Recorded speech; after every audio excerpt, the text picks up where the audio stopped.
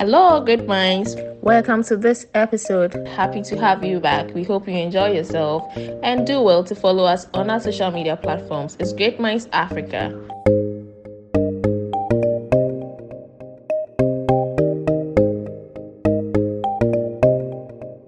Thank you for joining us on the Great Minds Africa podcast today. We are here with Faustine, myself, Michael, and then Tina. Today we are talking about the Africa and God Willing, our single anthem for hope in the belief that things will be better by themselves. A simple story, an actual happening of something that happened last 2 weeks, went into this week.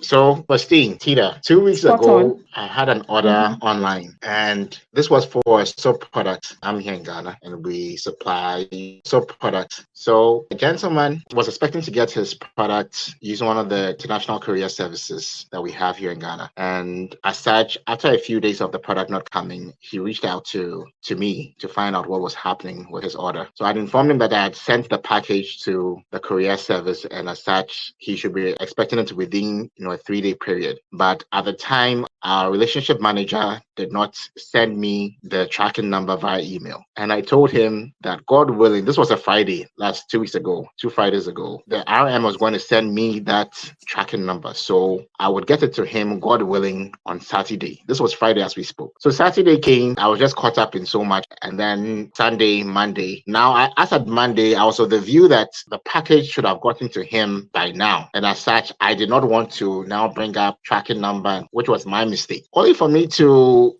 be there Thursday morning, and this guy sent me a message. I'm wondering where this is headed because I'm really cracking up here. I'm listening.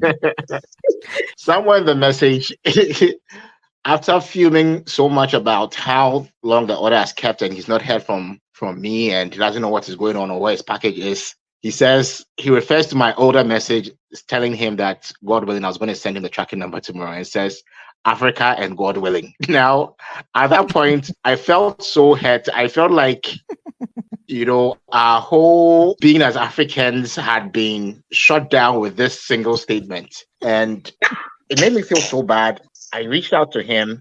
First of all, I apologized, tried to reach this courier service to find out what had gone on, because they have a 3-day window to deliver items to countries as close as Nigeria is. Even for anything, 4 days would have been enough. Now, here's the case where it's taken from Friday to Thursday. That is almost a week, 7 days, and anybody should be fuming. But here I am, innocently taking the blame and the insult for a courier service that has not delivered on its promise. And I've also been insulted by that, or I felt insulted by it. I'm an African. So, his point was Africa and God willing, where it was that I had given him the assurance that I was going to get him the tracking number so that he could track this. And this was Thursday. He was not being able to track the item. I accepted it, of course. But the point I was making is Africans use God willing a lot. And it's true. If I said to you that I was going to get it to you on Saturday, does it make a difference if I said I was going to get it to you, God willing, Saturday? It's the difference between the two. And that's what I want to know, if indeed there is a thing like Africa and God willing. And I'd want you to, both of you, to weigh in on this if you can, as much as possible. Let me see if it's just in my mind or it's something that really is happening, because I just didn't get it. And I felt so bad and so insulted by it. What are your thoughts? Oh my God. Which really, really baffles me. I don't know why you actually felt insulted by it, because he's actually right. I think if it's Tina would want you to give her specific. Basically, because she always say that maybe because she's from a data point of view, but no, she wants specific. If you are going to do something with her, just give a specific. And I'm thinking if you have given an estimated time, so you see why I was baffled myself. You see why I was baffled, because I keep wondering where and how and why did you take offense? Why do you feel insulted because you're African? I'm really curious about that. So this was it. Both of you, if I told you that I was going to meet with you tomorrow at 10 a.m., do you term that as specific? Yes, that's specific. If I told you I was going to meet with you, God willing, 10 a.m., do you term that as specific? No, that to me is not specific. Why? And I have maybe 5 reasons why. Okay, shoot. Hey, 5. Number one, you're being very passive to the person. You're not being proactive, okay? Because you are not taking accountability if something goes all wrong. So that's lack of accountability right there that I'm seeing from just that conversation. Fatality in case something else happened. You are still not taking proactive step and you are being dependent on a higher order. And five, you are stifling innovation. Pressure.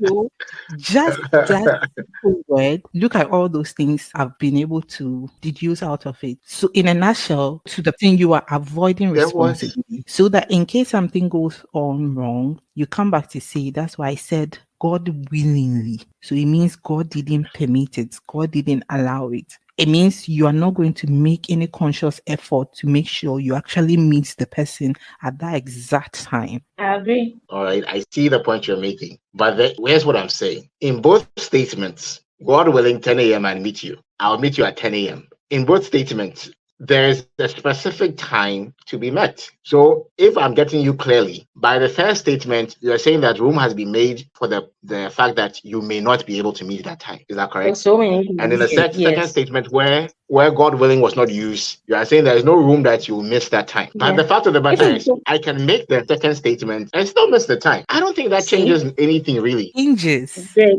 It, So here's it. This is how I think. I think every setting in Mm, the kind of language that's acceptable. So if we are in a business setting, for example, and you speak this kind of language, how does it position you in the mind of, let's say in this instance, your end user who is patronizing a product that you're manufacturing? How mhm. is the person positioned? How are you positioning yourself and the brand in the mind and life and whatever of the end user? That's the primary thing that comes to my mind. So if the two of us were to be having casual conversations and you do your God willing and God being so good and all that, I think that's fine. But the moment we go beyond the casual conversation, casual setting and all that into business setting, because we are looking at money, we are looking at figures, we are looking at other bigger and higher impacts, I think it's just fair that we speak and communicate in certain languages in certain terms. So let's just imagine probably he also bought a thing for sale. I'm just creating a scenario. And you told him that Yeah. probably according to your terms and whatever, you told him that if you're outside the country in Africa, West Africa, for example, it's going to take you 3 days, 5 days, and 5 days comes and the plan towards it and no show. And I'm calling you to speak with you, and all I'm hearing is God willing, God willing. So I like that Faustine said that I'll also say the same thing or also ask the same questions because it's speaking red flag in my head. Yeah. Because I can't plan, because there's no certainty. There's so many things that the God willing conveys to me that I cannot just settle with when it comes to business. yeah, I And I agree. think that so that so that's probably I'm clearer or something. I like a whole lot of things about the African culture, the West African culture, the Ghanaian culture, our way of life. I like how we are very laissez-faire about so many things. I like how we easily accept our faith. I like how we try to cope with things. I like how even if 1,001 things are wrong with something, we prefer silence. I like so many things about how we adjust to life. Let me call it that way. I think I call it, yeah, it's adjusting to life so that we don't spend our whole lives worrying about things that probably we have little to no control over and all that. But my little challenge or some of the things that I think stifles our growth, stifles our potential and all that is this basic approach to life where we put God at the center of things that God has no business. God virtually has no business being at the center of that thing. God has no business. Like, and I'm sure God will even be somewhere and be watching us and be like, eh? Since when? Called me here. Who called me Exactly. here? I'll tell you one thing for certain. As of our conversation last day, right? I've just taken that out of my vocabulary. I kid you not.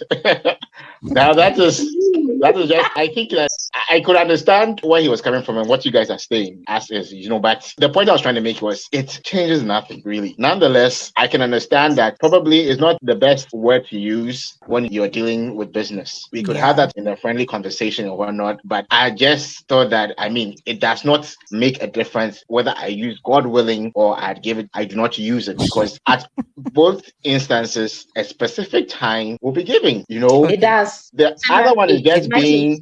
the other one is just being religious about it. That It does make he a acknowledges whole lot that. of difference. It makes a whole lot of difference. It makes a whole lot of difference. Like it makes a whole lot of difference. I've said it 3 times. Faustine said something earlier that we mustn't forget.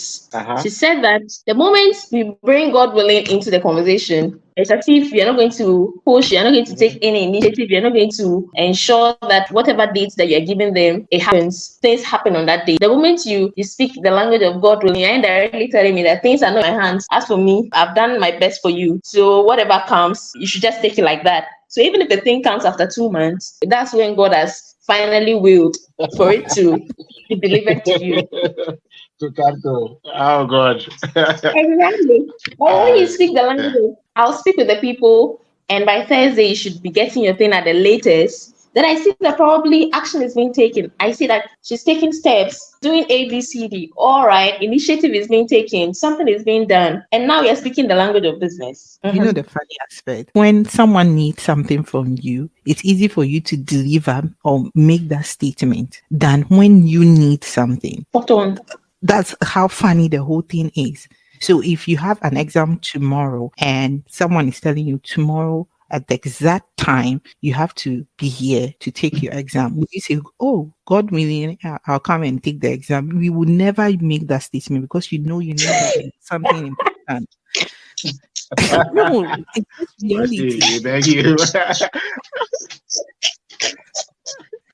No, that's the So interest you will say that aspect. in that instance, you will say tomorrow at 8 o'clock, I'll be here to I'll take the be exam. yes. Simple. So why should I That's believe in it? interesting. You see, you are taking responsibility because you need it. But when someone else needs it, it's easier to use that word. I mean, Giving room for excuses. Well, okay. I think I get the points. The points have been well made and they are clear. And it's true. I think to a very large extent it's true what you are saying, that you've given room for anything to happen. You understand? But if there was a point Tina made, which I thought was spot on, that the culture here, which likely has religion as part of it, lets us understand that not everything is in our control. You understand? So as such, when we make such statements, it is not because we want to or we are intending to, but because we acknowledge that whatever we have planned may not necessarily pan out as such. So we do not Good. want to just that everything will pan out the way we have discussed and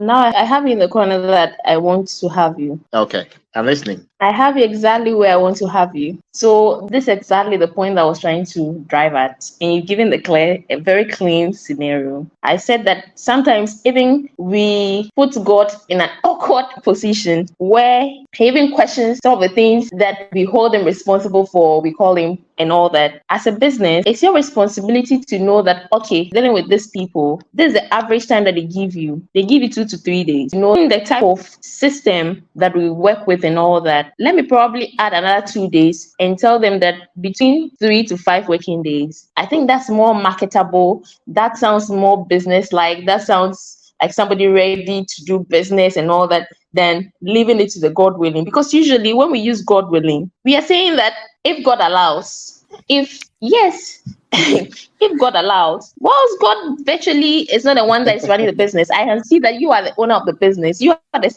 person sending the things to the courier service. I'm not seeing God anywhere coming to do anything within the value chain. So why are we calling God in a very clear instance where virtually we just need to take initiative and we just need to be proactive? We just need to do other things apart from settling for that language. And I think the reason why your customer was triggered, I'm probably just guessing, because as for Stin, if I was be in his shoes, I would have said this, I would have really, really said it, is that he's wondering, at what point do you own up? At what point do you come with results to the table? Because from what you've said, you've been going a bit back and forth. So he being at the other end of things and probably reading on your website that it takes this long for the thing to be delivered, and now he's committed, for him to have what we call no-show would be a bit frustrating. Very. And I think, in all honesty, he's justified to ask such question or even make such a statement, and you shouldn't get offended or feel insulted or feel that it was unnecessary. I think it's something that was called for. Then Faustine also Yeah, said so something. I don't fault him. Okay. No, you can talk, please. I don't fault him for being upset. Of course, that's justified. Anybody who was waiting on products that should have come in 3 days and it's been 7 days, he or she hasn't received it, has cause to worry. And it's true. Of course, this is a customer, and this is one of our loyal customers at that. So I do not take his consent lightly, or I do not film or talk against what he has said. I accepted it in good faith, acted on it. All right. But when the generalization was made, Africa and God willing, that I felt was insulting, because No. they had gone to see, Hmm. it had become like, and this is what we're talking about even just last week when we talked about religion in a Religion. perspective or in a modern day life. Yes. That Okay. does it mean that as Africans, of course, a lot of the times the West wants us to believe that we cannot or we should not be as religious as we want to. But I don't understand why people find that a problem in our world today. We have people that are visiting, clubs. Now, I'm not swaying from the topic, but we have people that are visiting clubs on a weekly basis, and the clubs are always full Friday, Saturday, Sunday. So what is the problem if somebody wants to go to church on every single week?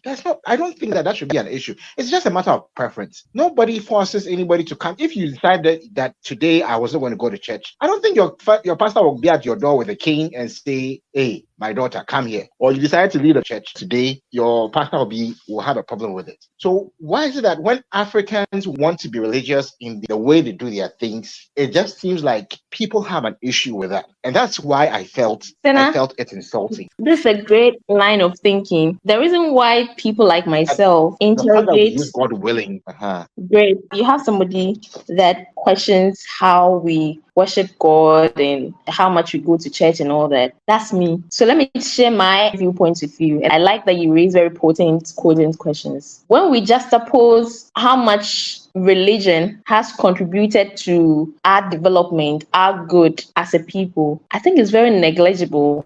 I don't see how much religion has contributed positively, especially the way we approach it in our part of the world, has contributed positively to the human race, humanity, the world at large, and all that. That's how come somebody will question and keep questioning how we approach religion, how our language is just full of religious jargons. Our approach to life is full of religiosity. Yet we see very little result of fruits of religion. My question would be, how much of, will I call it growth, human growth and development, has religion contributed towards? If you can tell me some of the key things. Look at in our country currently, we have somebody telling us that they're going to build a cathedral and they're going to make Ghana the hub for religious tourism. And they pull down brand new, fairly new Structures.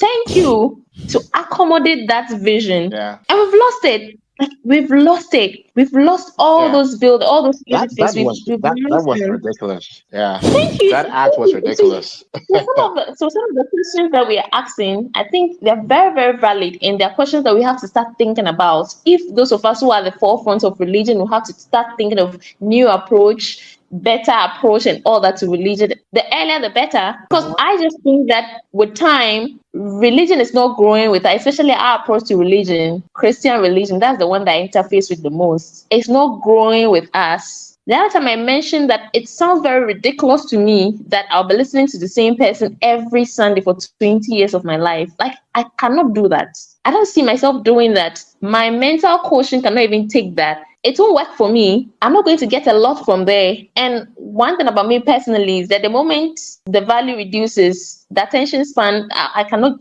give my energy to such a thing with time. I'm just using myself as an example. Which is great. Which is Okay. No, and it's true. Senna, So I Very said true. three things. Listen to So somebody start with the three. 20. Okay. Senna wanted to add something. All right, for Steve, please go ahead. Okay, Okay. so if we want to talk about religion in that aspect, okay, look at it from this point of I try to be realistic, okay? Thing you spoke about some people want to go to church 5 days a week or 7 days a week, right? But when you go deep down into why they are going to the church for those number of days, you get to, or when you interrogate it, you get to find out that it's based on need. So they go there and then they do like every day and then pray, pray, pray, pray. And most likely they are going to pray that they want to come to the Western world, right? They come here and then they don't end up going to church like that. So what is it answering for you if you see something like that? For me, it just means that based on need, that's why you are going. Once you've satisfied that need and you come here and you are getting work and you are getting the money you needed, you don't see the point why you should be going to church. That's how come when people come here, you see that their perspective on what you were talking about changes. Spot on. So if you Spot were on. in rather working, doing, you just have a systematic prayer life like a Christian. If you are a Christian, I mean, fine. Muslims, they also pray. They pray and everything. They come here, they pray. I know a friend who hasn't been to mosque since the person has traveled out, but then it doesn't mean the person doesn't pray. But when you get here, you have to work. You have to work.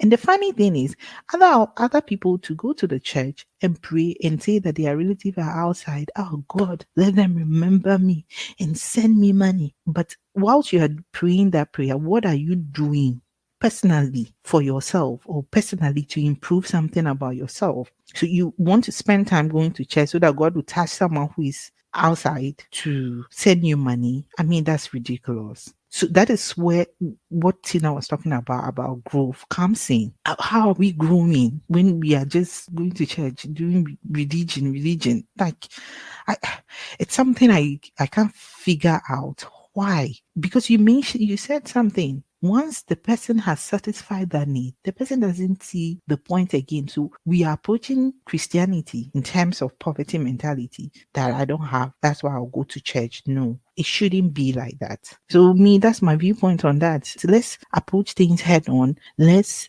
let people know that this is how we are. I'm sure, as both of you have come to know me, if I'm going to do something for you, I'm going to give you specific. If I cannot be specific, I'll estimate. And within that estimation time, I may have evaluated a lot of things, put into consideration a lot of things to be able to give you that estimation. And I'll make sure within that estimation, I'll be able to do it. But if I give it to you like that and other thing comes along with it, you know that this is how I am. If I say I'm going to do something, I'm going to do it. And if I'm not able to do it, it means that something has actually happened. So it's clear. Then we know. So my integrity in terms of that aspect will not be compromised. That's me, my point of view on this. I don't have to say, hopefully, this. I just know what I have to do. I evaluate it and I give you a result. And I give you a specific result, an estimated result. That's my point of view on this. I have taken that vocabulary out of my business language after that day. And like you rightly said, it is not For it is not you. the place for, or it does not have a place in business. So if I'm having a casual conversation, I mean, God willing, we can do stuff. But if we have it a business, that was a learning curve for me, and I So believe happy for that you. everybody has to learn something from here. Say again. So happy for you. Yeah. So I think with this we can bring the show to a close. There's something else to say or add up to this. I just want to add why I don't like that language. I don't like using it and all that. I think the peak of it for me was one of my bosses. I had joined his company newly and he was asking me about a certain project. And I told him, I've done this, I've sent this email, I've done this, I've worked on this and all that. But hopefully everything ties up by this date. He was leaving my office. Then he came back. I saw him reversing swiftly. Then he was like, "What did you just say?" I said, hopefully by so and so date, everything should tie up nicely and we should be done. I was like, never ever speak that language here again. Give me timelines, coding timelines that have been well thought through, timelines with allowance and all that. I'm like, hey, initially when he did, I didn't understand that, but I was like, oh, that's nice. I hear you. I like planning. You asked me for timelines and all that. I don't think that's far-fetched. Years later, I just perfectly understood where he was and how come that helped his firm grow at a very crazy exponential rate. What was he doing? He was doing something different than most people in that part of the world don't do. He was planning, and he was planning well. He was planning realistically, and he was making sure that he puts in the commensuration work or the needed work. So things were not just left to chance or things that just didn't slip by and all that. So at the end of the day, people in the business world would want to work with somebody like that can bring certainties to the table, that can more or less, if they say A, B, C, D, by this timeline, we can go to sleep and they're going to pull it off. And I realized that, oh, okay, that's a better way to live. That's a better approach to life. We all know there's a God factor